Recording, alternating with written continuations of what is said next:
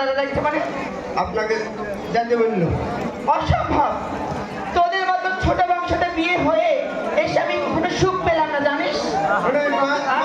মাছ ছোট খাওয়া বংশ এত খারাপ আমার আগে জানা ছিল না। যদি জানা থাকতো কখনো তোদের বংশতে বিয়ে হতাম না। কবে থেকে দাদার সাথে কাজে আপনার? ভাই, এতদিন তো দাদার কথা শুনেছি আমি, হ্যাঁ যখনই যা বলেছি মেনেছি। আচ্ছা এখন তো দাদার কথা মতো আমি চলবো না। তো দাদা যদি প্রয়োজন থাকে আমার কাছে আসতে বল, আমি দেবো না। যা। আর একটা কথা বলবো বৌদি, হ্যাঁ বল। রাতে কি আপনার পিঠে খেয়ে শুয়ে আসলেন না এক জায়গাতে?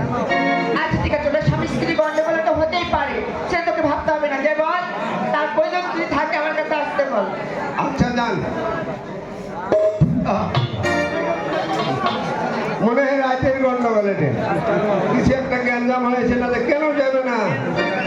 অবশ্যই একটা গ্যাঞ্জাম আছে। ওরে আমার মনের বেদনা জানি না কোন দেশে গেলে পাবো তারে।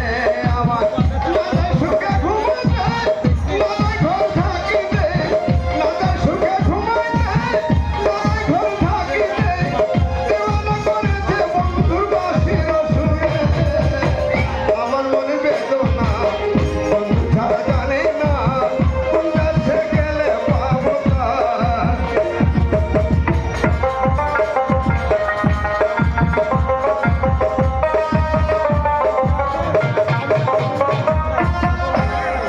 দাদা গেলে রে আপনার কি বৌদির সাথে হ্যাপি দরকার?